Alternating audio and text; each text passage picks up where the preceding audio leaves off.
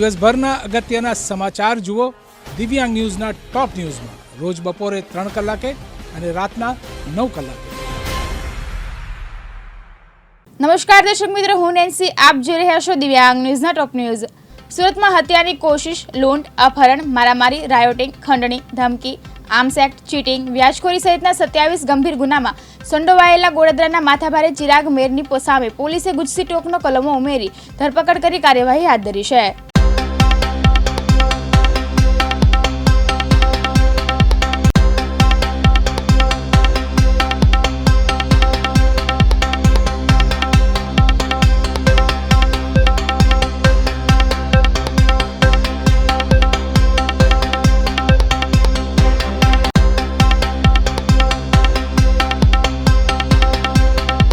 ઉત્તરાયણ પોસ્ટે ખાતે દાખલ થયેલ ખૂનની કોશિશ, લૂંટ, રાયોટિંગના ગુનામાં ચિરાગ મેર ગેંગ વિરુદ્ધ ગુજસી ટોકની કાર્યવાહી સુરત સિટી પોલીસ દ્વારા કરવામાં આવેલી છે, જેમાં સાયબર ક્રાઇમ સેલે આ ચિરાગ મેર ગેંગના મુખ્ય સૂત્રધાર ચિરાગ મેરને કોર્ટ પાસેથી 4 દિવસના રિમાન્ડ અનુસંધાને ગિરફ્ત કરવામાં આવેલ છે। ઘટના એ પ્રકારે હતી કે ગત 6 મહિનામાં ઉત્તરાયણ પોલીસ સ્ટેશનમાં એક ગુનો દાખલ કરવામાં આવેલો, જેમાં આઈપીસીની કલમ 143, 144, 147, 148, 149, 307 અને જીપી એક્ટની કલમ 135 અનુસંધાને ગુનો દાખલ કરીને આગળની તપાસ હાથ ધરવામાં આવેલી, જેમાં આ ગુનામાં કુલ 9 આરોપીઓની ગિરફ્તારી ઉત્તરાયણ પોલીસ સ્ટેશન દ્વારા કરવામાં આવેલી હતી। જે તપાસમાં તેવું જાણ થતાં કે આજે એક ચિરાગ મેર જે ગેંગના લીડર છે તેઓએ ઓર્ગેનાઇઝ ક્રાઇમ સિન્ડિકેટ રચી છે અને સતત તેઓ ગેરકાયદેસર પ્રવૃત્તિ અને ગુનાહિત પ્રવૃત્તિમાં રાચેલા રહીને કન્ટિન્યુઇંગ અનલોફુલ એક્ટિવિટીની કામગીરી કરી રહેલા હોવાથી સમાજમાં ડરની ભાવના વધુ રહેવાથી તેની વિરુદ્ધ ગુજસી ટોકની કાર્યવાહી સુરત સિટી પોલીસ દ્વારા કરવામાં આવેલી છે, જેમાં ગુજસી ટોકની કલમ 312 તથા 32, 33 તથા 34 અનુસંધાને કલમનો ઉમેરો કરીને આગળની તપાસ એસીપી સાયબર દ્વારા કરવામાં આવેલી છે। આજે ચિરાગ મેર ગેંગ છે તેમાં આ જે ગુના જે ઉત્તરાયણમાં દાખલ થયેલો તેમાં 9 આરોપીઓની ગિરફ્તારી કરવામાં આવેલી, જેના નામ છે કરુણેશ રમેશભાઈ પટેલ ઉર્ફે રાણપરિયા, ભરતભાઈ લાલજીભાઈ ગોટી, જીતેન્દ્રભાઈ જીતુ હિંમતભાઈ સેલડિયા, રાજેશ ઉર્ફે રાજુ ઊંચડી ભગવાનભાઈ નાકરાણી, પ્રદીપભાઈ ઘનશ્યામભાઈ લાખાણી, હિતેશ કાળુભાઈ ભીકડિયા, સાગર મગનભાઈ ડોંગા, ગૌતમ હેમરાજભાઈ સવાણી તથા ચિરાગ રેવાભાઈ મેર। આ જે ગુજસી ટોકની કલમ દાખલ કર્યા બાદ જે આ ગુજસી ટોક અનુસંધાને આગળની આ ગુનામાં આ ગેંગમાં અન્ય પણ કોઈ વ્યક્તિઓ સંડોવાયેલા છે તો તપાસમાં તેઓને પણ જલ્દીથી જલ્દી ગિરફ્તાર કરવામાં આવશે તથા આ ગેંગ દ્વારા ગેરકાયદેસર પ્રવૃત્તિ કરીને કોઈ મિલકતનું ઉપાર્જન પણ જો કર્યું હશે તો તેને પણ આગળની કાર્યવાહી કરીને તેને પણ યોગ્ય કાયદાકીય કાર્યવાહીના માધ્યમથી તેને પણ જપ્ત કરવામાં આવશે। આ ગેંગનો જે મુખ્ય સૂત્રધાર છે ચિરાગ મેર ગેંગનો, ત્યાં ચિરાગ મેર વિરુદ્ધ કુલ 27 ગુનાઓ દાખલ થયેલા છે અને ઓર્ગેનાઇઝ ક્રાઇમ સિન્ડિકેટ રચીને આ જે ગેંગના અમુક સભ્યો છે અથવા ચિરાગ છે તેની વિરુદ્ધ 307ના તથા રાયોટિંગના પણ ગુના આ પૂર્વ પણ દાખલ થયેલ છે। ગીર સોમનાથ જિલ્લાના ઉનાના રામનગર ખારામાં આવેલ પ્રાથમિક શાળામાં જાગૃત નાગરિક દ્વારા આરટીઆઈની માહિતી મંગાતા મોટો ભ્રષ્ટાચાર બહાર આવતા શિક્ષક જગતમાં ખળભળાટ મચ્યો છે।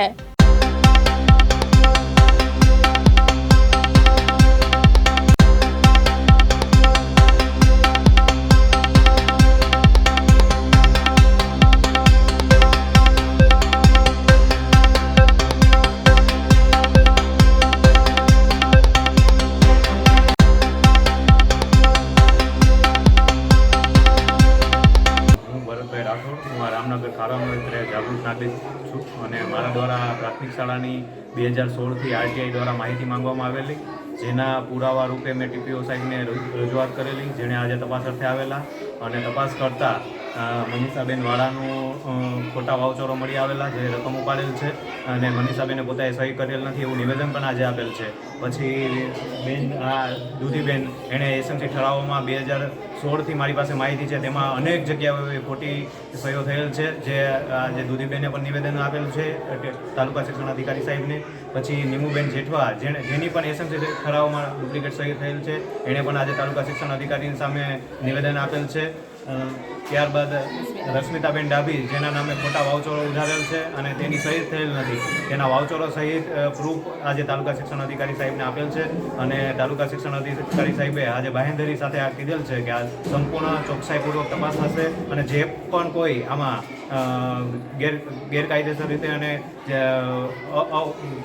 ભ્રષ્ટાચાર જેણે પણ કર્યો છે એની ઉપર કાયદાકીય પગલાં લેવામાં આવશે એવી સંપૂર્ણ બાહેંધરી સાથે અમને આજે આશ્વાસન આપ્યું છે. બસ એટલી વાત કહી. ભરતભાઈ, કહી શકાય કયા બિલોમાં કઈ રીતે ગેરરીતિ આવી છે? એક તો મનીષાબેનના ગેસ સબસિડીની બાબતના 1700 રૂપિયાના વાઉચરોની અંદર મનીષાબેનને કોઈ જાણ નથી. આજે મેં એને વાઉચરો બતાવતા, મારી આરટીઆઈની માહિતી દ્વારા આજે મનીષાબેનને વાઉચરો બતાવતા મનીષાબેને કીધેલ કે આ મેં સહી કરેલ નથી અને આ કોઈ જાતના પૈસા મને મળેલ નથી. તેના વાઉચરોની પ્રૂફ પણ આજે તાલુકા શિક્ષણ અધિકારી સાહેબ અમારી પાસેથી લઈ ગયા છે અને તેને કોપી આપેલી છે. બાદમાં રશ્મિતાબેન ડાભી એના પણ વાઉચરો ખોટા સહી કરી અને પૈસા ઉપાડેલ છે, એના પણ વાઉચરોની નકલો આજે તાલુકા શિક્ષણ અધિકારી સાહેબને આપેલ છે અને એનું પણ સ્વીકારેલ છે કે આ પણ ખોટી છે અને સાહેબે પણ તેની તપાસ યોગ્ય કરશે એવી અમને ખાતરી આપી. હું સંજય બાબુભાઈ બામણિયા, રામનગર પ્રાથમિક શાળા જે અમારા વિસ્તારમાં આવેલી છે, હું રામનગર ખારા વિસ્તારમાં રહું છું. એ જાગૃત નાગરિક તરીકે મને જાણવા મળેલ કે થોડાક દિવસ પહેલાં એક સ્કૂલની અંદર આરટીઆઈ માંગવામાં આવેલી હતી. એસએમસીની જે રચનાઓ થતી હોય, જે ઘણા સમયથી ન એસએમસીના નિયમો મુજબ ન ચાલતી હોય, એવી ભાઈને એક જાગૃત નાગરિકને જાણ થતાં એણે માહિતી માંગેલ. એ માહિતી સ્કૂલ દ્વારા અમને જે આપવામાં આવેલી એમાં ઘણા એવા વાઉચરો ખોટી સાઇન, એસએમસીની રચનાનો જે સમયગાળો હોય સરકારના નિયમ મુજબ એમાં કોઈ ફેરફાર ન કરવામાં આવેલ, જે 2 વર્ષ જે એસએમસી બદલાવવામાં આવતી હોય એ પણ ન બદલાવી હોય, એવી અમને જાણ થતાં અમે આગળ રજૂઆત કરેલી. એ રજૂઆતને ધ્યાનમાં રાખી અધિકારીઓએ આજે સ્કૂલની અંદર આજે જે માહિતી ખોટી વાઉચરોમાં સાઇન લઈ એસએમસીનો જે અભણ લોકોને એસએમસીમાં રાખી અને એનો દુરુપયોગ કરેલી, ખોટી સાઇનો કરેલી એવું માલુમ પડતા આજ અધિકારીઓની હાજરીમાં આ સ્કૂલની અંદર મિટિંગ હતી. એમાં જૂના એસએમસીના સભ્યો, નવા સભ્યોને અમુક જે સભ્યોની ખોટી સાઇન કરેલી અને વાઉચરો એના નામના ફાળવામાં આવેલા અને રકમ એને ચૂકવેલી હોય એવી જાણ થતાં એ લોકોએ સ્વીકારેલું કે અમારી સાઇન નથી, આવી નાણાંઓ અમને કોઈ મળેલા નથી એવું નિવેદન આપી અને અધિકારીઓને એ લોકોએ લેખિત આપેલું છે. એની આગળ એવી તપાસ થાય એવી એ લોકોએ માંગ કરેલી છે. તો આવું સ્કૂલમાં જે કંઈ ખોટું થાય છે એનો ન્યાય મળે, ગુનેગારને સજા મળે એવી અહીંની વાલીઓની અને અહીંના રહેવાસીઓની માંગ છે. આ સ્કૂલ ક્યાં આવેલી છે? આ સ્કૂલ છે ઉના તાલુકામાં રામનગર ખારા વિસ્તારમાં, રામનગર પ્રાથમિક શાળા પોસ્ટ કોલોનીની સામે. નામને પરિચય આપો. મારું નામ છે વાળો મનીષાબેન નાથાભાઈ અને હું રામનગર પ્રાથમિક સ્કૂલમાં સંચાલકની નોકરી કરું છું, મધ્યાહન ભોજનના સંચાલકની. અને વાર્તાની સબસિડી વિશે વાઉચર મુજબ અમને સહી કરાવેલી છે. તો એ સહી અમે કંઈ જાણતા નથી કેમ કે અમે સહી કરી નથી અને અમને સબસિડી મળી નથી. તો આ કેટલા સમયથી જે ઘટના હાલે છે? તમને કેટલા સમયથી સાઇન કરી નથી ને તમને ક્યારે ખબર પડી? અમને કેટલા 7-8 વર્ષથી નોકરી કરું, અત્યારે જ મને ખબર પડી છે કે આ સબસિડી મળે છે. રામનગર ખારામાં મારું નામ જેઠવા નીમુબેન રમેશભાઈ. આજે સંપૂર્ણ ઘટના જે સ્કૂલમાં બની છે એના વિશે શું કહેશો? એને વિશે ખોટી ચઈ લે છે એસએચસીના સભ્યોમાં. અમને પૂરી માહિતી આપતા નથી એ લોકો ને પ્રિન્સિપાલ બદલે છે તો અમને કાંઈ જાણ કરતાય નથી કે આ લોકો એસએનસી વર્ષમાં 2-3 વાર કરે છે, અમને કાંઈ ખબર નથી. આ ડુપ્લિકેટ સાઇન કરી છે તમારી ક્યારે ખબર પડી તમને? એ આજે જ ખબર પડી છે અમને. મારું નામ સુરેબેન મનુભાઈ રામ. હું મધ્ય ભોજનમાં નોકરી કરું છું, રસોઈ રાંધવામાં. અને હું ઉદ્યોગમાં છે પણ મેં આમાં સહી કરી નથી. કોને સહી કરી મને ખબર નથી. શેમાં છે? હું ઉદ્યોગમાં. એટલે સાઇન કોમાં કરેલી છે? એસએમસીના જે છોટી કરેલી છે આમાં. તમે નથી કરી? નહીં, ઉદ્યોગમાં. એટલે આ બધા મારા શેકમાં નથી કરેલી. તો આ કેટલા સમય તમને ક્યારે ખબર પડી? મને બસ આજે જ અમને કાલની જ ખબર છે સાહેબ. અમને કોણ અહીંયા વાત કરી છે? સુરતમાં ઠેર ઠેર મેટ્રોનું કામ ચાલી રહ્યું છે, ત્યારે મેટ્રોમાં ખોદકામમાં નીકળતી માટી ડમ્પરમાં ભરીને એક જગ્યાએથી બીજા સ્થળે ડમ્પિંગ કરવામાં આવતી હોય છે. ત્યારે સુરતના પુણાગામ વિસ્તારમાં આવેલા વિશ્વકર્મા બ્રિજ ઉપર ડમ્પરમાંથી માટી નીચે પડતા અનેક વાહનો સ્લીપ થઈને પડ્યા છે.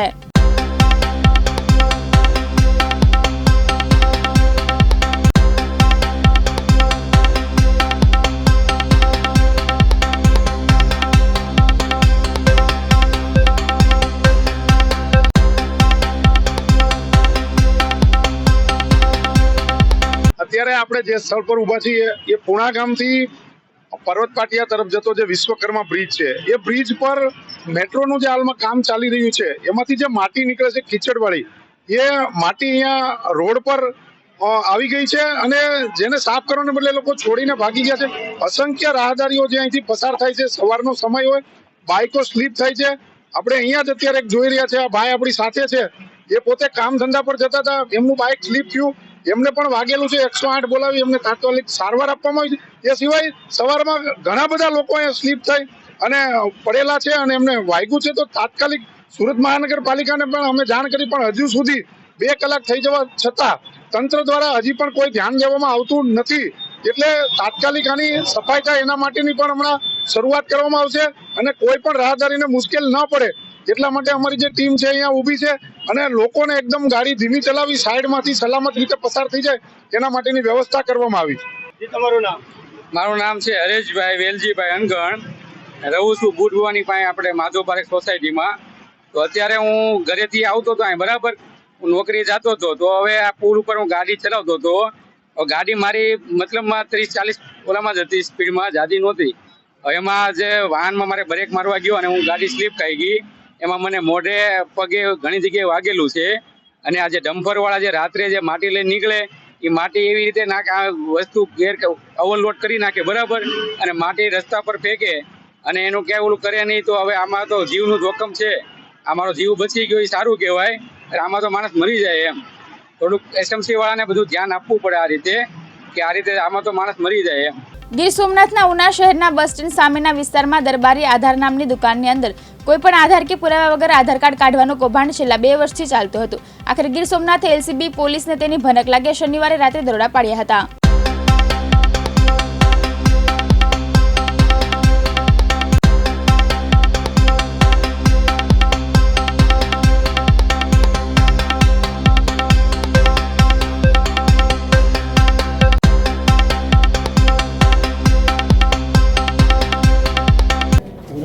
છેલ્લા 3 દિવસથી ગીર સોમનાથ એલસીબી અને ઉના સ્થાનિક પોલીસ બંને સાથે મળી અને વિગત અમારી પાસે આવી હતી. કોઈ એક જગ્યાએ ઉનામાં જે આરોપી છે અસલમ શેખ કરીને, એ ડુપ્લિકેટ આધાર કાર્ડ અથવા તો પુરાવા વગરના આધાર કાર્ડ બનાવી રહ્યો છે. એના આધારે અમે બાતમીના આધારે આગળની કાર્યવાહી પહેલાં તો ઝીણવટપૂર્વક તપાસ કરી અને ત્યાર પછી ઉના ખાતે જ્યાં વ્યક્તિ હતો એને ત્યાં એની દુકાન ઉપર એના ઘરે રેડ કરી કુલ અમે 3 આરોપીઓ પકડ્યા છે. અસલમ ઇસ્માઇલ શેખ, સબ્બીર સુમરા અને જાવેદ ઉર્ફે પુરો. આ લોકોના ડોક્યુમેન્ટ્સ ચેક કરતાં છેલ્લા 2 વર્ષથી આ શોપ એણે ચાલુ કરેલી 2021માં, અને 2 વર્ષમાં અત્યાર સુધીમાં ટોટલ 1200 આધાર કાર્ડ એણે અલગ અલગ ટાઈપના બનાવ્યા છે. અત્યારે જે પ્રાઇમરી પુરાવા અમને મળ્યા છે, ટોટલ 40 આધાર કાર્ડ ખોટા છે, પુરાવા વગર બનાવી દીધા છે, અથવા તો ડુપ્લિકેટ પુરાવા ઊભા કરીને બનાવવામાં આવ્યા છે. ડુપ્લિકેટ પુરાવામાં એ નગરપાલિકાનો ડુપ્લિકેટ દાખલો ઊભો કરવો, કોઈ અન્યનું આધાર કાર્ડ અથવા તો અન્યનું વોટર કાર્ડ હોય એમાં ફોટો ચેન્જ કરી નાખવો, એવા ઘણા બધા નાના મોટી મોડસ ઓપરેન્ડી સાથે એણે આ બધા આધાર કાર્ડ બનાવ્યા છે. આગળની તપાસ અત્યારે ઉના પોલીસ કરી રહી છે અને વધારે તપાસમાં વિગતો આવશે પછી આપણે જણાવશું. સર, જે કેટલા મહિના સુધી એની પાસે લાયસન્સ હતું, બીજું યુપીના કોઈ એજન્ટ પાસેથી તે આધાર કાર્ડ ઓથેન્ટિક કરાવતો હતો, એવી કંઈક વિગતો આવી રહી છે? આ જે વ્યક્તિ છે BCA કરેલો છે અસલમ શેખ, અને એ આની પહેલાં ધોરાજી મામલતદાર ઓફિસમાં નોકરી પણ કરી ચૂક્યો છે. ત્યારબાદ ઉના SBI મેઇન બ્રાન્ચમાં 5 વર્ષ નોકરી કરી ચૂક્યો છે, કોન્ટ્રાક્ટ બેઝ ઉપર બંને જગ્યાએ. અને જ્યારે એનું SBI સાથેનો કોન્ટ્રાક્ટ પૂરો થયો એટલે એણે, કારણ કે એને આમાં આઈડીની જરૂર પડે, એટલે આઈડી એની પાસે નહીં હોવાને કારણે એણે પછી યુપીમાં 5 શખ્સો સાથે સંપર્કમાં હતો અને એ 5 શખ્સો દ્વારા એ ત્યાર પછીના જેટલા પણ છેલ્લા 6 મહિનામાં એણે બનાવ્યા છે બધા જ આધાર કાર્ડ એણે યુપીના શખ્સોની મદદથી બનાવ્યા છે. કુલ કેટલા આરોપી હશે અને સર આગળની તપાસ કેવી રીતે, કઈ કઈ એજન્સીઓ કે માત્ર પોલીસ વિભાગે? આગળની તપાસમાં જે લોકો આમાં આધાર કાર્ડ બનાવવા માટે આવ્યા છે એ પણ શંકાસ્પદ છે અમારી દ્રષ્ટિએ. એ તમામ લોકોની પૂછપરછ થશે. એ સિવાય મેં આપને જેમ કીધું એમ યુપીનો એક એંગલ છે આમાં, અને એ રીતે તમામ બાબતો, કેમ કે આમાં ઘણી બધી ડિટેલ જે છે કોમ્પ્યુટરમાંથી ડિલીટ કરવામાં આવી છે. જે તે સમયે આધાર કાર્ડ બનાવીને પછી ડિલીટ પણ કરી નાખેલાના દાખલા છે. એટલે અમે ફોરેન્સિકની પણ મદદ લઈશું આમાં, અને તમામ ટીમો cyber cell, Gir Somnath forensic department અને LCV, SOG અને લોકલ પોલીસ સ્ટેશન, આ બધી ટીમો અત્યારે આમાં લાગેલી છે. કેટલા દિવસના પોલીસ રિમાન્ડ હાલ મંજૂર થયા છે અને રિમાન્ડ અમારી કાર્યવાહી ચાલુ છે. આપને રિમાન્ડ અમે આમાં મેક્સિમમ માંગવાના છીએ, અને આપને જેમ જેમ રિમાન્ડ દરમિયાન વિગતો આવશે એમ આમાં અમે આપને વિગતો આપતા રહીશું. સર, કઈ વસ્તુઓ એમની પાસેથી કબજે કરવામાં આવી છે? એનું આ છેલ્લા 2 વર્ષનું ટ્રાન્ઝેક્શન જોઈએ તો લગભગ 16-17 લાખનું ટોટલ એને એટલા પૈસા લઈને આખા ટ્રાન્ઝેક્શન કર્યા છે. વસ્તુઓમાં અમે એને ત્યાંથી ઇલેક્ટ્રોનિક્સ આઇટમ બધી છે, એના રજિસ્ટર્સ, એની ત્યાંથી બીજા જે ડોક્યુમેન્ટ્સ જે પુરાવા તરીકે એ રાખતો હતો, એ સોફ્ટ કોપીમાં ઘણા બધા લોકોના આધાર કાર્ડ, બર્થ ડેટના પ્રૂફ, ઘણું બધું એણે રાખેલું છે. એ બધું અમે કબજે લીધું છે. મેં કીધું એમ ઇલેક્ટ્રોનિક એવિડન્સમાં ઘણા બધા ડેટા છે, એ અમારે રિકવર કરવા પડે એવા છે. એટલે આમાં કારણ કે આ નેશનલ સિક્યુરિટી સાથે જોડાયેલો ઇસ્યુ છે, એટલે ખૂબ ડિટેલમાં અમે આમાં તપાસ કરવાની છે. 1200 આધાર કાર્ડની આપણે ઝીણવટપૂરી ખરાઈ કરવાના છે તપાસ. આમાં યુનિક જે આધાર ઓથોરિટી છે એની સાથે પણ અમારું સંકલન ચાલુ છે, અને આધાર ઓથોરિટી વિગતો અમે એની પાસે અત્યારે મંગાવીએ છીએ. હા, જેટલા પણ પ્રૂફ મળે છે તમામ આધાર કાર્ડ અમે વેરીફાઈ કરવાના છે. સર, કેટલા રૂપિયા લેવામાં આવતા એક આધાર કાર્ડના? એ કેસ ટુ કેસ અને વ્યક્તિ ટુ વ્યક્તિ ડિફર થતું હતું. 1200થી માંડીને 25,000 સુધી આધાર કાર્ડ માટેનું ચાર્જ એ લોકોએ રાખેલો છે. એમાંથી 4-5 હજાર રૂપિયા એ યુપી ટ્રાન્સફર કરતો હતો. સંભવિત આરોપીઓ કેટલા હોઈ શકે આમાં? અત્યારે કેવું મુશ્કેલ છે, પણ આમાં અત્યારે અમે 3 આરોપીઓ પકડ્યા છે. એ સિવાય કોઈ વેરીફાયર તરીકે આમાં હોય તો એ પણ આવી શકે. આધાર કાર્ડ જેણે બનાવડાવ્યા છે ડુપ્લિકેટ, જેણે ડોક્યુમેન્ટ્સ બહારથી ડુપ્લિકેટ લઈ આવ્યા છે, જ્યાં સુધી આમાં ડેપ્થમાં નહીં જઈએ ત્યાં સુધી સંભવિત આરોપીઓ કેટલા હશે એ કહેવું ડિફિકલ્ટ છે. પણ અત્યારે અમને 8-10 આરોપીઓના નામ મળ્યા છે. સર, નેશનલ સિક્યુરિટી સાથે જોડાયેલી ઘટના છે, કઈ કલમ મુજબ ગુનો દાખલ થયો છે આરોપીઓ? અમે અત્યારે તો ડુપ્લિકેટ ડોક્યુમેન્ટ્સ જે બનાવ્યા છે 467, 468 અને મદદગારી, એ કલમ હેઠળ ગુનો દાખલ કર્યો છે, પ્લસ 406, 420 હેઠળ ગુનો દાખલ કર્યો છે. આગળ ઉપર આ કેસમાં બીજા શું પુરાવા મળે છે એના આધારે પછી આગળ. જામનગર શહેરના વોર્ડ નંબર 1માં ચાલી રહેલા પાણીની પાઇપલાઇનના કામમાં ભ્રષ્ટાચારના આક્ષેપ કર્યા હતા, જેમાં પાઇપલાઇનના કામમાં ટેન્ડર પ્રમાણે કામ ન થતું હોવાને લીધે આક્ષેપ લગાવ્યા હતા.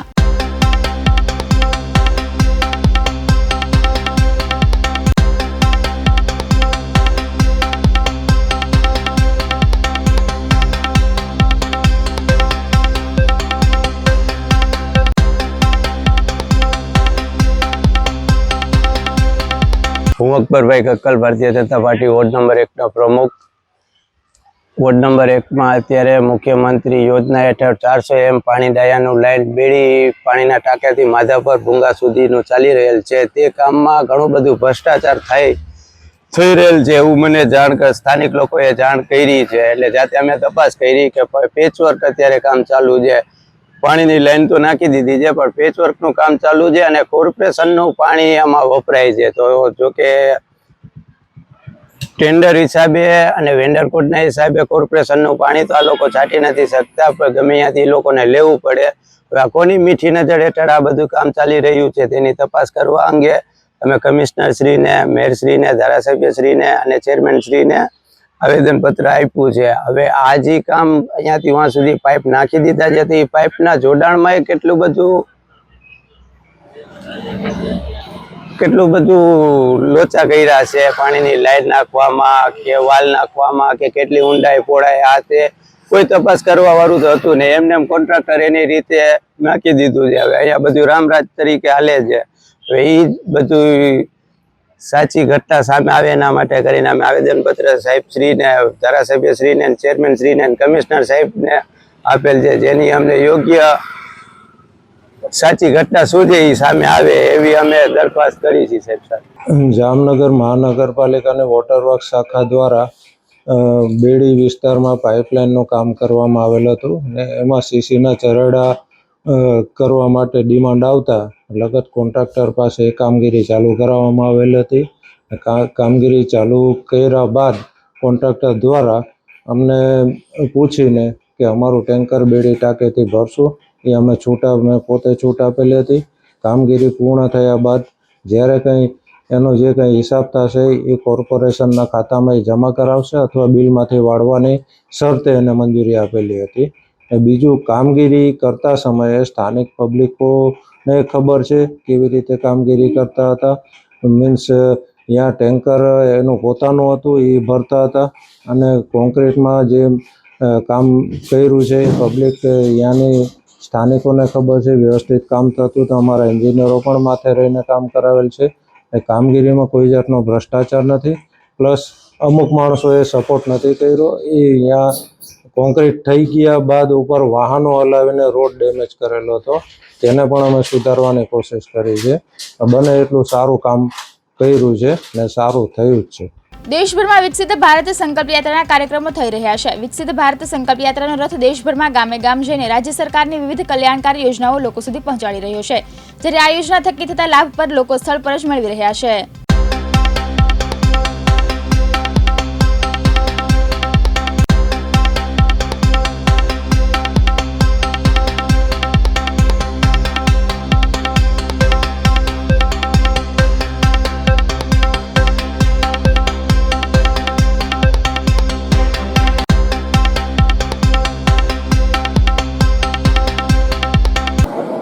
આજના વિકસિત ભારત કાર્યક્રમના અનુસંધાને માન્ય આપણા ભારતના વડાપ્રધાન શ્રીમાન નરેન્દ્રભાઈ મોદી સાહેબની જે વણથંભી વિકાસ યાત્રા એ સમગ્ર ભારતમાં પરિભ્રમણ કરી રહી છે. એના અનુસંધાને સમગ્ર ભારતની અંદર એ સેવાળામાં સેવાળો માનવી હોય એ માનવીની આર્થિક સુખાકારી, એનું હેલ્થ, એની આર્થિક જીવનચર્યા અને સમગ્ર વ્યક્તિની, એ મારા દેશનો કોઈ પણ વ્યક્તિ એ ગરીબ ના રહે, એ એક આપણા વડાપ્રધાનનો એક નેમ છે અને એ નેમ સાકાર કરવા માટે એ સમગ્ર ગુજરાતમાં આ રથ પરિભ્રમણ કરી રહ્યો છે. એમાં અહીંયા કોઈ વિદ્યાર્થીઓને કોઈ લાભ આપવામાં આવે છે? વિદ્યાર્થીઓ સમગ્ર ગુજરાતની અંદર જે શાળામાં ભણતા તમામ વિદ્યાર્થીઓને સારા આરોગ્યથી માંડી અને એને સ્કોલરશીપ, એને ઉચ્ચ અભ્યાસ માટેની લોન સહાય અને જે તે વિસ્તારના ખેડૂતોને પણ ઘણી બધી આર્થિક સહાયો પણ આ સરકારની યોજનામાં ખૂબ લાભાર્થીઓ અને એની સહાય મળી રહી છે. આપનું નામ અને પરિચય? મારું નામ પટેલ કાનજીભાઈ માનસુખભાઈ પટેલ. હું પ્રાકૃતિક ખેતી કરું છું અને આ જ ગામનો એક ખેડૂત છું. સુરતમાં દુકાનદારની નજર ભટકાવીને ચોરી કરવાના અનેક ગુનાઓ બનતા હોય છે. ત્યારે રાંદેર વિસ્તારમાં ગ્રાહકના સ્વાંગમાં આવી જ્વેલર્સની દુકાનમાંથી ચાંદીના પાયલની ચોરી કરનાર 2 મહિલાઓને ઝડપી લેવામાં આવી છે.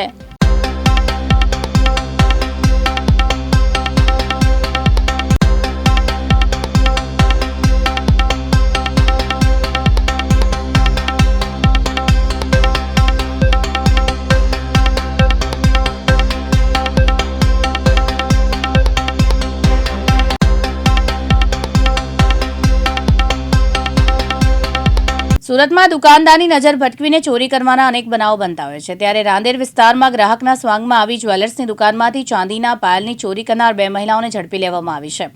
પોલીસે 60,000ની વધુની ચોરી કરનાર બંને મહિલાઓને સીસીટીવીના આધારે ઝડપી લીધી છે. રાંદેરના જ્વેલર્સમાં ચોરી કરતી ગેંગ ઝડપાઈ છે. ગ્રાહક બનીને આ મહિલાઓ દુકાનમાં પ્રવેશતી, ત્યારબાદ દાગીના જોવાના નામે બધા દાગીના જોઈ સિફતપૂર્વક ચોરી કરી લેતી. ચોરીની આ સમગ્ર મોડસ ઓપરેટી સીસીટીવીમાં કેદ થઈ છે, જેથી પોલીસે વોચ ગોઠવીને બંને મહિલાઓને ઝડપી લીધી છે. રાંદેર પોલીસના હ્યુમન સોર્સ અને ટેકનિકલ એનાલિસિસ દ્વારા મહિલા તસ્કરોને ઝડપી લેવામાં સફળતા મળી છે. વડોદરામાં છેલ્લા 2-3 દિવસથી ઉત્તર તરફથી ફૂંકાતા બર્ફીલા પવન તેમજ તાપમાનનો પારો ગગડતા શહેર ઠંડુગાર બન્યું છે. ત્યારે આજે પણ ઉત્તર તરફથી 13 કિલોમીટરના ઝડપે ઠંડો પવન ફૂંકાતા સાથે વાદળિયા વાતાવરણ વચ્ચે શહેરમાં શીતલહેરને પગલે રાત્રિના માર્ગો સુમસામ જોવા મળ્યા હતા.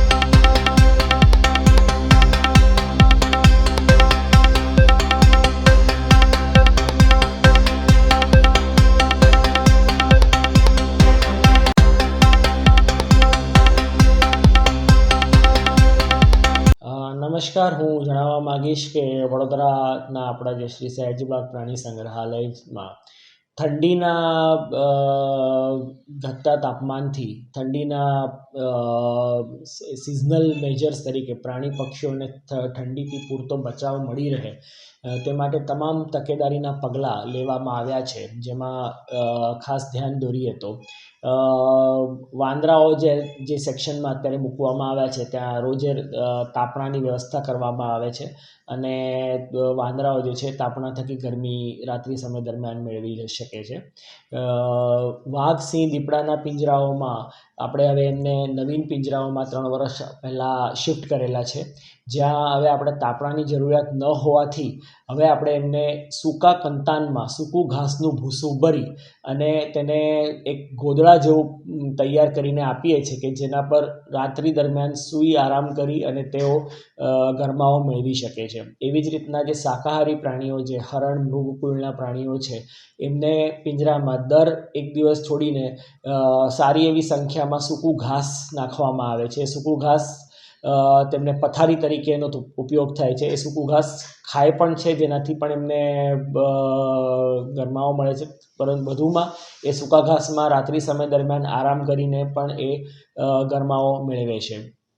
પક્ષીઓની ખાસ અહીંયા વાત કરીશ તો પક્ષીઓનું જે શરીરનું તાપમાન હોય છે એ સ્તનધારી પ્રાણીઓ કરતાં 5 ડિગ્રી ઓસતન તાપમાન વધારે હોય છે. આપણું જનરલી 37 ડિગ્રી જે આપણું નોર્મલ બોડી ટેમ્પરેચર છે, જ્યાં પક્ષીઓનું 42 ડિગ્રી બોડી ટેમ્પરેચર હોય છે. એટલે પક્ષીઓને સ્તનધારીઓ કરતાં ઠંડી વધારે એ લોકો ઝેલી શકે છે. તેમ છતાં આપણે પક્ષીઓની સુરક્ષાના રૂપે જે નાના પક્ષીઓ અને પોપટો છે તે જગ્યાએ આપણે ગ્રીન એગ્રોનેટના પડદા બંધાઈને તેમને રાત્રિ સમય દરમિયાન ઠંડા પવનથી આપણે એમને સુરક્ષા આપીએ છીએ, સુરક્ષા મેળવી શકે છે. જે જળચર પક્ષીઓ છે એમને કોઈ પ્રકારે આની જરૂરિયાત હોતી નથી અને તે રીતના એ લોકો રાતવાસો જે છે એ ઝાડમાં ને એમાં કરી અને ત્યાં પોતાને ઠંડીથી તે લોકો સુરક્ષિત રાખી શકે તેમ છે. વધુમાં જણાવવાનું તો ઠંડી શરૂ થવાની સાથે જ આપણે પ્રાણી પક્ષીઓના ખોરાકમાં પણ ફેરફાર લાવીએ છીએ. સિઝનમાં ઉપલબ્ધ ફળ ફળાદી શાકભાજીનો વાપર કરવામાં આવે છે. શાકાહારી પ્રાણીઓને દાણમાં ગોળ ભેળવીને આપવામાં આવે છે. ગોળ પણ જે સારો એવો ગરમાવાનો ઉપયોગ એ થાય છે. મધનો ઉમેરો ખોરાકમાં કરવામાં આવે છે, જે પણ ખૂબ પૌષ્ટિકવર્ધક અને ગરમાવો મેળવવું એવું એક ન્યુટ્રિટિવ ખોરાક છે. તો એવી જ રીતે આ તમામ પગલાં થકી પ્રાણીઓ પક્ષીઓની ઠંડીથી સુરક્ષા માટેના તમામ તકેદારીના પગલાં ઝૂ વિભાગ દ્વારા લેવામાં આવેલા છે. આગામી દિવસમાં અત્યાર કરતાં વધારે ઠંડી વધે તો એના માટે કોઈ હીટર કે એવી કોઈ વ્યવસ્થા જો એવા સંકેતો જો આવશે અને હવામાન વિભાગ તરફથી એવા જો સંકેતો કરવામાં આવશે તો ચોક્કસથી જરૂરિયાત મુજબના જે પણ પગલાં જરૂરી છે એ ભરવામાં આવશે. સુરતના કતારગામ વિસ્તારમાં બીઆરટીએસ બસના ચાલકે અકસ્માત સર્જતા એક વ્યક્તિના મોત અને 8 વ્યક્તિને ઈજાનો બનાવ બન્યો હતો. તેની ઘટના ભૂલાય તે પહેલા બેફામ બીઆરટીએસ બસ ચાલકે ડુમ્મસ રોડ પર રસ્તો ક્રોસ કરતી યુવતીને અડફેટે લેતા ગંભીર ઈજા પહોંચી હતી.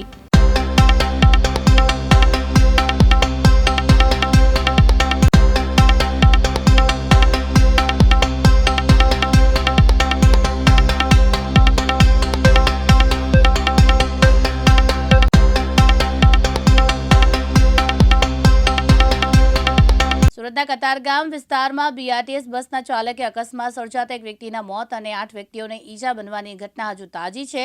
તેવા સમયે બેફામ બીઆરટીએસ બસ ચાલકે ડુમ્મસ રોડ ઉપર રોડ ક્રોસ કરતી યુવતીને અડફેટે લેતા ગંભીર ઈજા થઈ છે. સુરતના અમરોલી જીવનજ્યોત હોસ્પિટલ પાસે જલા દર્શન એપાર્ટમેન્ટના રહેતા આઈસ્ક્રીમ એજન્સીમાં ટેમ્પો ડ્રાઈવર 47 વર્ષીય મહેશ અંબાલાલ પટેલની 20 વર્ષીય પુત્રી માસૂમ ડીમાર્ટમાં નોકરી કરે છે. ગત 11 વાગે માસૂમ તેની ફ્રેન્ડ નિધિ સી સાથે ડુમ્મસ રોડ સ્થિત વીઆર મોલમાં ફરવા ગઈ. 12 વાગે ત્યાં પહોંચી અને બંને ફ્રેન્ડ મોલમાં કલાક ફર્યા બાદ ઘરે જવા માટે મોલની સામેના બીઆરટીએસ બસ સ્ટેશન પરથી પસાર થઈને નીકળ્યા હતા. જો કે રસ્તામાં તેને ભૂખ લાગતા બંને 2:30 વાગે તે લાન્સ આર્મી સ્કૂલની સામે બસમાં ઉતરી રોડ ક્રોસ કરતા હતા. પાછળથી આવતી બીઆરટીએસ બસના ચાલકે ટક્કર મારતા માસૂમ નીચે પડી ગઈ અને બસનું વ્હીલ તેના પર ચડી ગયું. વ્હીલ ફરી વળતા માસૂમને પાંસળીના ભાગે ડાબા હાથે ફ્રેક્ચર થયું છે અને ચહેરા પર પણ ઈજા થઈ છે. બસ ચાલક થોડીવાર ત્યાં ઊભો રહ્યો પણ માસૂમને હોસ્પિટલ લઈ જવાને બદલે બસ લઈ ચાલ્યો ગયો હતો. માસૂમને ફ્રેન્ડ નિધિ રિક્ષામાં નજીકની સનસાઇન હોસ્પિટલમાં લઈ ગઈ. અકસ્માત અંગે જાણ થતાં માસૂમના પિતા હોસ્પિટલ દોડી ગયા હતા અને માસૂમને વધુ સારવાર માટે કિરણ હોસ્પિટલ લઈ ગયા છે. બનાવ અંગે મહેશભાઈની ફરિયાદના આધારે BRTS બસના ચાલક વિરુદ્ધ ગુનો નોંધી ઝડપી પાડવાની તજવીજ હાથ ધરી છે. સુરતના પુણાગામ વિસ્તારમાં 2 આંગણવાડીનું સરકારી બાંધકામ જ નથી, ત્યારે ખાનગી જગ્યાએ આંગણવાડી ચલાવવાની નોબત આવી છે. જગ્યા મંજૂર થઈ છતાં 5 વર્ષથી કોઈ બાંધકામ કરવામાં આવ્યું નથી.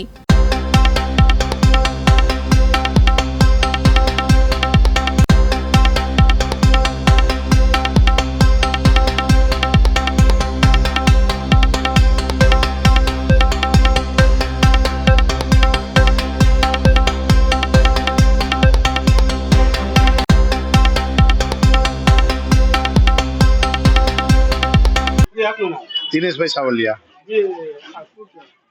અત્યારે આપણે જે સ્થળ પર ઊભા છીએ એ કૃષ્ણનગર સોસાયટી છે, પણ એની અંદર જે આંગણવાડી ચાલે છે બાજુમાં લક્ષ્મીનગર સોસાયટી આવી, ત્યાંના બાળકો અહીંયા આંગણવાડીમાં આવે છે. આવી એક નહીં પણ 7 થી 8 આંગણવાડીઓ પુણાની અંદર એવી છે કે જે કોઈ પાર્કિંગમાં ચાલતી હોય, ઘરની અંદર ચાલતી હોય, અથવા તો મંદિર પર ચાલતી, ઓટલા પર ચાલતી હોય કે કોઈ ઝૂંપડાની અંદર ચાલતી હોય. હું પોતે આ વિસ્તારમાંથી પ્રતિનિધિત્વ કરતો હતો. કોઈ જગ્યાનો પ્રશ્ન નથી. મેં પોતે તમામ આંગણવાડીઓ માટે જે જગ્યાઓ હતી એ સુરત મહાનગરપાલિકાને કબજા અપાવેલો. હવે વાત ત્યાં આવી છે કે એનું જે નંદઘર બને, એટલે કે જે મકાન બનાવવાનું આંગણવાડી માટે, એની ગ્રાન્ટ રાજ્ય સરકાર આપતી હોય છે. તો ગઈકાલે અમે અહીંના ધારાસભ્ય અને જે હાલમાં શિક્ષણ મંત્રી પણ છે, ભૂતકાળમાં પણ એ 5 વર્ષ ધારાસભ્ય હતા, 2012 થી 2017, ત્યારે પણ આ જ પરિસ્થિતિ હતી. એટલે એના માટે કોઈ આ નવી વાત નથી. અમે એમના ધ્યાન પર ગઈકાલે જ મૂક્યું છે. તો અમે એવું ઈચ્છીએ છીએ કે તાત્કાલિક આ જે બાળકો છે એમને એક સરસ મજાનું પોતાનું મકાન મળે. કારણ કે માત્ર આંગણવાડીની અંદર જે બાળકો આવે છે એ શિક્ષણની સાથે સાથે શારીરિક પણ રીતે મજબૂત થાય, એના માટે એમને રમત ગમતના જે સાધનો હોય છે તમામ એ એમને આપવામાં આવતું. પણ એ ભાડાના મકાનમાં ચાલતી હોય અથવા તો બીજી કોઈ જગ્યાએ ચાલતી હોય તો એમને તાત્કાલિક એમને પોતાનું ઘરનું મકાન મળે. બીજું કે જે આંગણવાડીઓ ચાલે છે એમને ટાઈમે ભાડું પણ આપવામાં નથી આવતું, અથવા તો જે સુરત મહાનગરપાલિકાનો આકારણી વિભાગ છે એમના દ્વારા પણ હેરાન પરેશાન કરવામાં આવે છે. તમે એમનું ભાડું લ્યો છો એટલે તમારો વેરો છે અમે ડબલ લેશું. ખરેખર એ લોકો રહેમ રાહે આપે છે, એમને કોઈ એવું મોટું ભાડું પણ આપવામાં નથી આવતું અને એને ટાઈમે પણ ભાડું નથી આપવામાં આવતું. એ લોકો બાળકોને જગ્યા નથી મળતી એટલે એ લોકો એમને જગ્યા આપે છે, ભાડા માટે નથી આપતા. પણ એમને પોતાનું ઘરનું મકાન હોવું જોઈએ. આજે લક્ષ્મીનગર સોસાયટી છે ત્યાંથી બાળકોને કૃષ્ણનગરમાં આવવું પડે છે. પણ સુરત મહાનગરપાલિકા અથવા તો જે એમનો નિયમો છે એ એવું કહે છે કે જે ટીપીનો જાહેર રસ્તો હોય છે એને ઓળંગીને બાળકોને લઈ જવાના નહીં, છતાં પણ એ નિયમોનું પણ પાલન કરવામાં નથી આવતું. બાળકો આવવા જવામાં કાલે કોઈ એક્સિડન્ટ થાય, કોઈ નુકસાની થાય તો એની જવાબદારી કોની?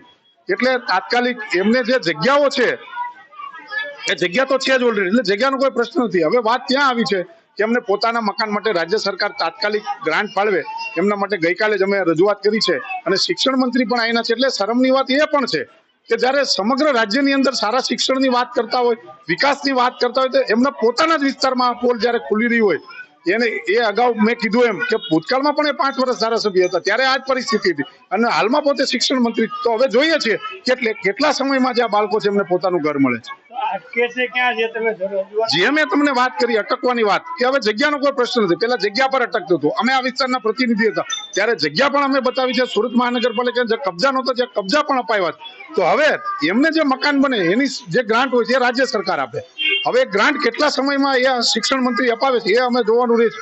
જો એમને 6 મહિનાની અંદર આ ગ્રાન્ટ નહીં મળે તો અમે અહીંના સ્થાનિક લોકોને સાથે રાખી અને ધારાસભ્યોનો વિરોધ કરવો પડે તેનો વિરોધ પણ કરશું અને જ્યાં પણ જે કઈ રજૂઆત લોકશાહી ઢબે કરવાની હોય છે એ અમે આંદોલનની રીતે કરશું. ગુજરાત સરકાર દ્વારા ડિસેમ્બર માસ ઉર્જા સંરક્ષણ માસ તરીકે ઉજવવાનું નક્કી કરેલ હોય, જેના ભાગરૂપે Gujarat energy transmission corporation Dhoraji transmission division કચેરી દ્વારા ઉર્જા બચત અભિયાન લોક જાગૃતિ માટે જેટકોની ડિવિઝન કચેરી ખાતે ઉર્જા સંરક્ષણના સંચાર માટે સ્ટોલ ઉભો કરવામાં આવ્યો હતો.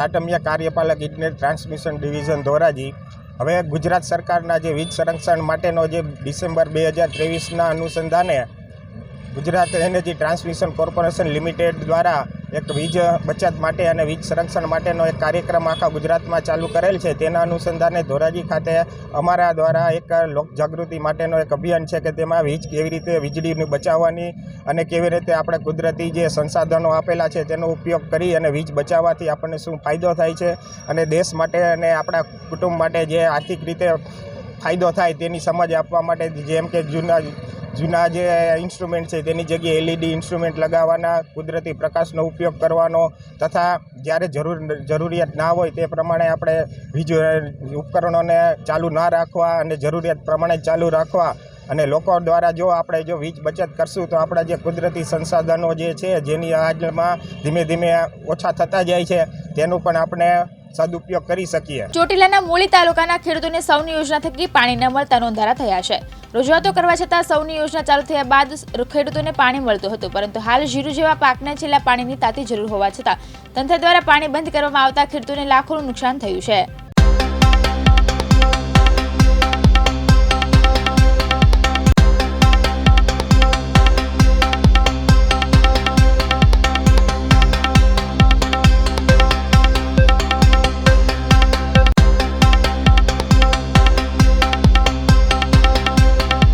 સુરેન્દ્રનગર જિલ્લાના મૂળી તાલુકાના જે ગામો છે જેમાં દુધઈ, ખાટડી, ટીકર, સુજાનગઢ, સરલા, ખંપાળિયા, ગઢડા, વડોદરા જેવા ગામોમાં સૌની યોજનાથી કુદરતી વહેણ મારફત પાણી આપવામાં આવેલું અને તળાવો ભરી આપવામાં આવેલા.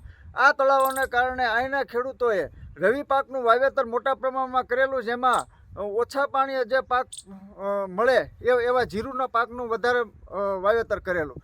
ત્યારે છેલ્લા પાણી જ્યારે આપવાનું હતું કે એક વખત પાણી છેલ્લી વખત આપી દો તો જીરાને છેલ્લી વખત પાણી મળી જાય તો જીરાનો પાક પાકી ચૂકે એવી પરિસ્થિતિ હતી.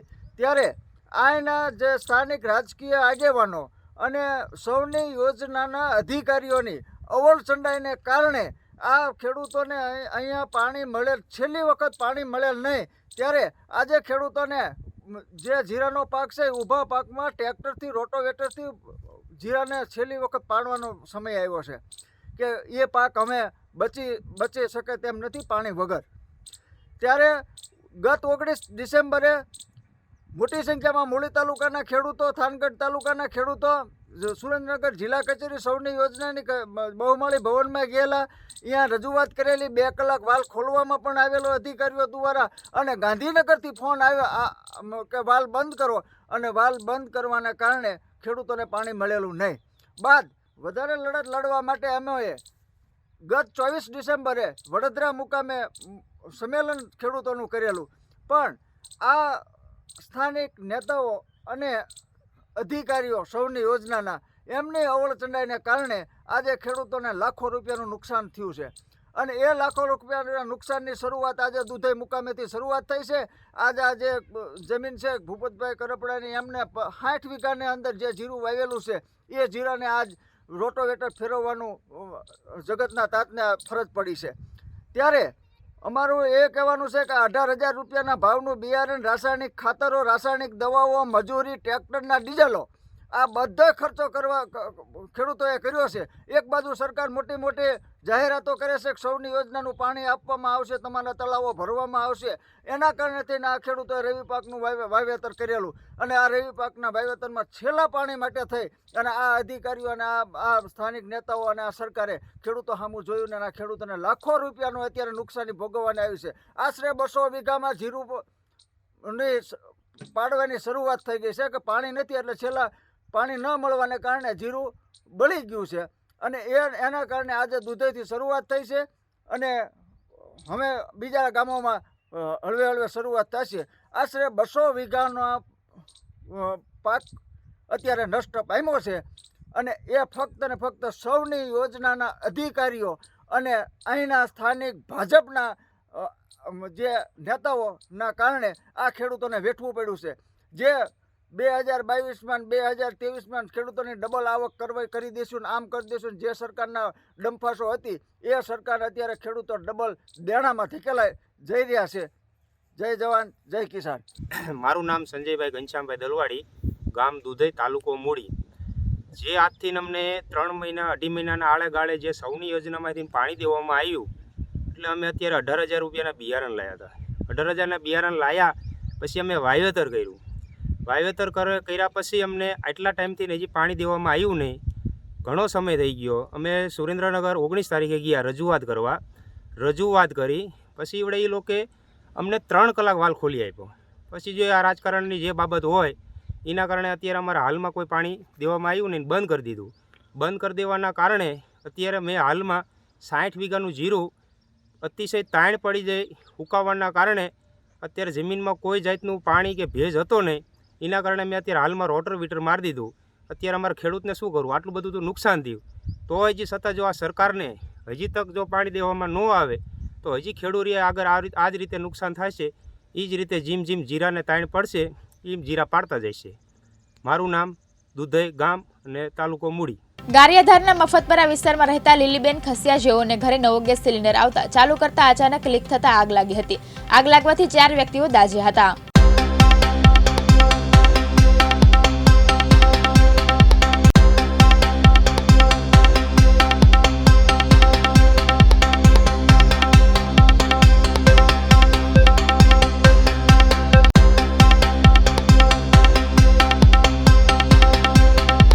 મારું નામ દિનેશભાઈ લાભુભાઈ ખચિયા, મારા બાનું નામ બાટલામાં છે લીલીબેન લાભુભાઈ ખચિયા, મફતપરા નવાગામ રોડ દિલોર ગલ્લા પાસે.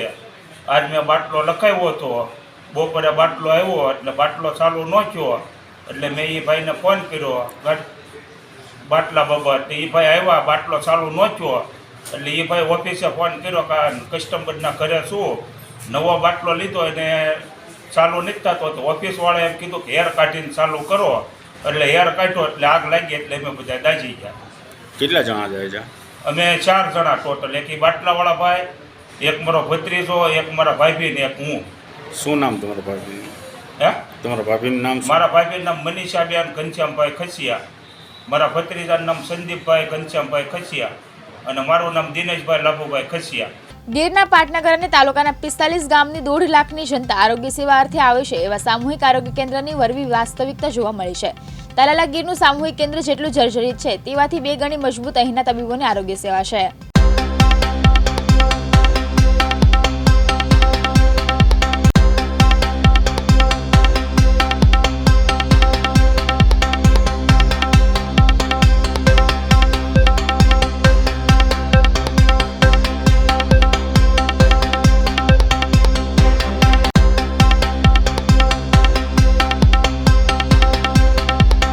સખિયાની છે. હું તાલાળા શહેર કોંગ્રેસનો કાર્યકર્તા છું. સાહેબ અહીંયા છો? પોપડા પડિયા છે એ વિશે કહેવા જેવું શું હોય? તાલાળા સિવિલ હોસ્પિટલ જે ઘણા સમયથી તાલાળા સિટીની અંદર કાર્યરત છે અને સિવિલ હોસ્પિટલ ઘણા સમયથી કાર્યરત છે અને બિલ્ડિંગ જર્જરી છે તો પોપડા તો પડવાના છે. એ બાબતે કશું કહેવા જેવું નથી. સાહેબ ખાસ કરીને ગંદકી જોવા મળી છે, સ્વસ્થ ભારત અભિયાન ચાલુ છે, તેના વિશે શું કહેશો? કંઈ કહેવા જેવું નહીં. ગંદકીમાં તાલાળા સિવિલ હોસ્પિટલ મતલબ સાફ સફાઈના મુદ્દે 0 છે. 4 થી 5 સફાઈ કર્મીઓ હોવા છતાં પણ તાલાળા સિવિલ હોસ્પિટલના હમણાં તમે પ્રસૂતિ વોર્ડ જોયો તો પ્રસૂતિ વોર્ડની અંદર 0% જે મેન્ટેન કરીને રાખવું જોઈએ. ગર્ભવતી સ્ત્રીઓ આવે ને એની પ્રસૂતિ થાય તો એ બીજા હોસ્પિટલની કમ્પેરેટિવલી તાલાળા સિવિલ હોસ્પિટલ તો 0 છે સફાઈમાં.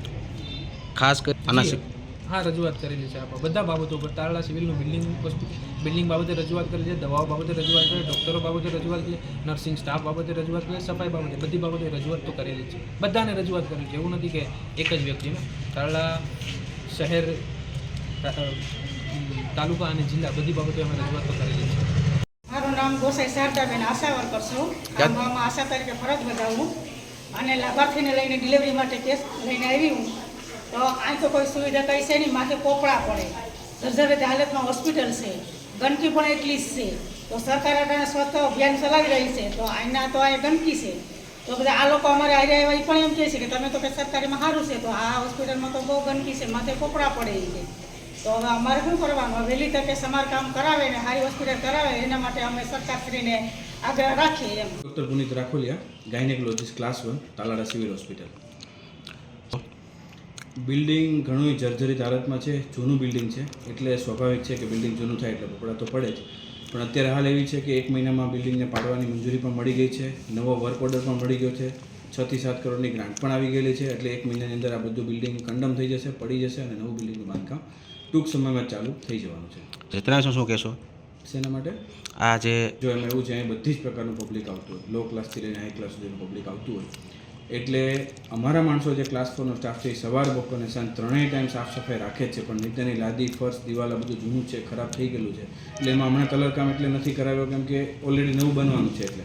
અને બીજું એવું છે કે એ લોકો સાફ સફાઈ કરે છતાં પણ પેશન્ટ ઘણી વખત બધા જ પેશન્ટ માવો તમાકુ બીડી ખાતા હોય, ગમે ત્યાં થૂકી નાખતા હોય, ગમે ત્યાં ચા પીને કચરો ફેંકી દેતા હોય, ખાઈને ફેંકી દેતા હોય. એટલા માટે પેશન્ટને સમજાવવા છતાંય બેદરકારી એમાં પેશન્ટ તરફથી હોય છે, એવું ઘણી વખત અમે જોયું છે. એના માટે અમે એમને દંડ પણ વસૂલતા હોય છે ઘણી વખત.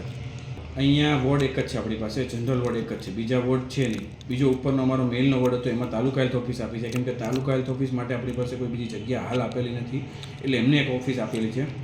બાકી આપણો મેલ વોર્ડ છે, નીચે ફિમેલ વોર્ડ છે, એટલે અત્યારે જગ્યા નથી, એટલે નવું બિલ્ડિંગ બનશે એમાં તો બધું જ સેપરેટ થઈ જશે. તાપી જિલ્લાનું ફૂડ એન્ડ ડ્રગ વિભાગ ઘોર નિંદ્રામાં છે.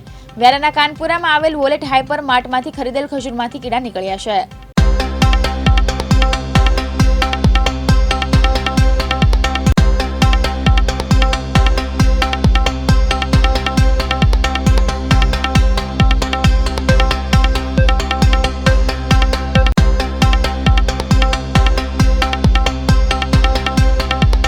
મારું નામ સૈયદ જુબેર.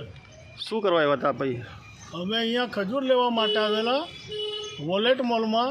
રાતે હું એક પેકેટ લઈ ગયો, ઘરે જઈને જોયું તો અંદરથી એટલા ધનેડા નીકળ્યા. તો હું સવારમાં પાછો અહીંયા બીજા 2 પેકેટ લીધા અને એમના કાઉન્ટર પર મેં ખોલ્યા અને એ લોકોને લાઈવ બતાવ્યા એમાંથી જીવડા એમ. અને આ લોકોને ફરિયાદ કરી મેં, તો આ લોકો મને ઓફિસમાં બોલાવે. હવે ઓફિસમાં શું લેવા બોલાવતા હોય તો મને કંઈ ખબર નથી, પણ પછી આ લોકોએ અમને પાછા કમ્પાઉન્ડની બહાર મોકલી દીધા. અને મારી એક નમ્ર અપીલ છે ફૂડ એન્ડ વિભાગને કે આ લોકોને કંઈક કરો તમે, અહીંયા આવીને જુઓ એમ કે આ વ્યારાની જનતા સાથે શું ચેડા કરી રહેલા છે. કચ્છના નાના રણ પાટણ જિલ્લાના સાંતલપુર વિસ્તારમાં પરંપરાગત પેઢી દર પેઢીથી મીઠું પકવતા અગરિયાઓને પડતી મુશ્કેલીઓ અને વન વિભાગ દ્વારા બંધ રાખવામાં આવેલ મીઠાના અગરો પુનઃ ચાલુ કરવાની માંગ સાથે બુધવારે અગરિયા પરિવારના આગેવાનો સાથે પંથકના પ્રતિબદ્ધ વ્યક્તિઓ દ્વારા પાટણ જિલ્લા કલેક્ટરને આવેદનપત્ર સુપરત કર્યું છે.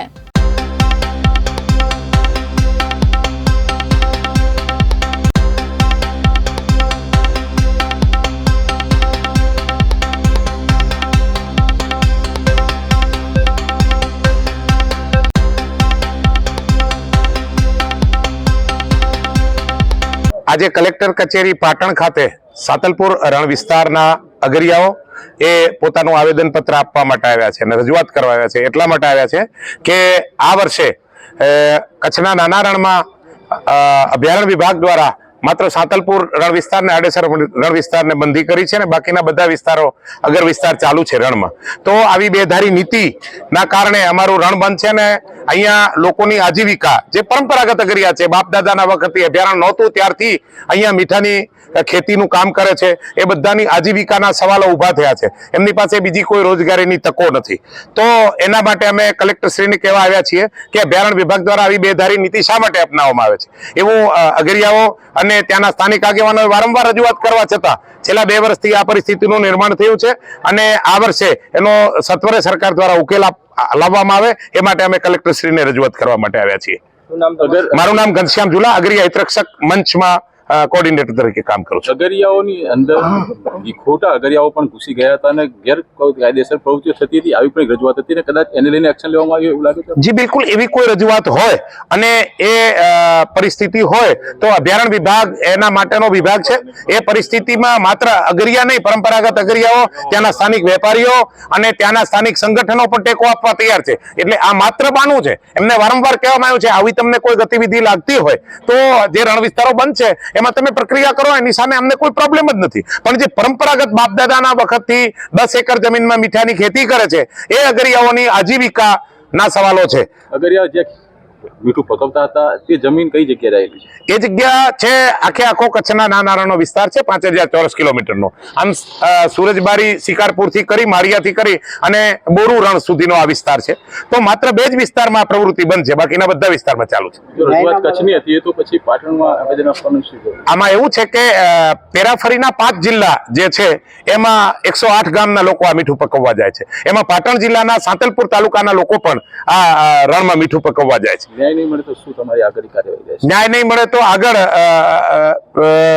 વાત કરી અને જો સરકાર દ્વારા કોઈ સકારાત્મક ઉકેલ નહીં આવે તો ગાંધી ચિંધ્યા માર્ગે જવાની ફરજ પડશે અને અગરિયાને ભૂખે મરવાનો વારો અત્યારે છે ને આવશે. હવે આમે સિઝન બહુ લેટ છે. સુરેન્દ્રનગરના લખતર તાલુકા યુદ્ધ કોંગ્રેસ અને પરીક્ષાર્થીઓ યુવાનો દ્વારા સરકાર દ્વારા જેટકોની વિદ્યુત સહાયક પરીક્ષા રદ કરવા માટે જે હુકમ બાકી રાખ્યા હતા ને એ જ સમયે સરકાર દ્વારા વિદ્યુત સહાયકની પરીક્ષામાં ગેરરીતિ થઈ હોવાથી પરીક્ષા રદ કરતા વિદ્યાર્થીઓમાં ભારે રોષ જોવા મળ્યો છે.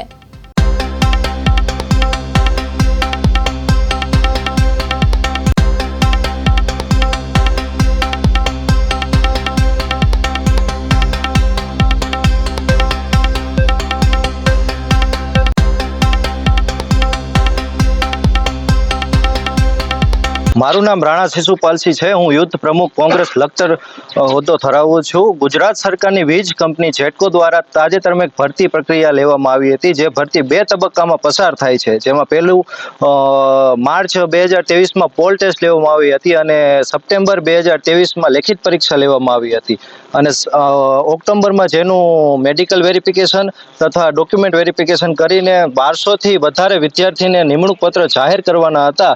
ત્યારે ડિસેમ્બરની 19 તારીખે એક નોટિસ જાહેર કરવામાં આવી કે જેમાં આ ભરતીને રદ કરવામાં આવી છે.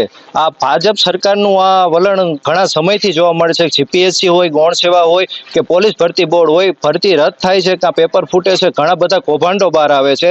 એટલે અમે આ ભરતી બાબતે વિદ્યાર્થીઓને ન્યાય મળે અને પુનઃ પરીક્ષા નહીં લઈને આ જ પરીક્ષામાં તેમનું નિરાકરણ કરીને વિદ્યાર્થીના પક્ષમાં નિર્ણય થાય એવી આશા રાખી છે. મારું નામ ઝાલા મિત્રાજસિંહ. હાલમાં જે વિદ્યુત સહાયકની જેટકો દ્વારા જે ભરતી કરવામાં આવી, વેરિફિકેશન પતી ગયા, પરીક્ષા લેવાઈ ગઈ અને પછી જેટકો દ્વારા એવી જાહેરાત કરવામાં આવે છે કે પરીક્ષા રદ. સરકારને એવું આત્મસાત થાય છે કે આમાં કંઈક ગેરરીતિ થઈ છે, પછી આ પરીક્ષા રદ કરવામાં આવે છે. તો મારું કહેવાનું મતલબ એ થાય કે હાલમાં જે 2022માં વિધાનસભાની ચૂંટણી ગઈ અને એમાં જે પરિણામો આવ્યા એમાં સરકારશ્રીને એવું કહેવામાં આવે કે આ પરિણામોમાં કંઈક ગેરરીતિ થઈ છે અને ચૂંટણી ફરીથી કરવામાં આવશે તો શું હાલત થાય? એ તો 5 વર્ષની વાત થઈ, પણ યુવાનોની આખા જિંદગીનો સવાલ છે. તો લખતર યુથ કોંગ્રેસ દ્વારા એક આવેદન આપી વિદ્યાર્થીઓનો અને ઉમેદવારોનો અવાજ સરકાર સુધી પહોંચે અને એમને ન્યાય મળે એવી અપીલ કરવામાં આવી છે. આ હતા અત્યાર સુધીના ટોપ ન્યૂઝ. નવી ખબરો સાથે નવી અપડેટ સાથે જોતા રહો દિવ્યાંગ ન્યૂઝ.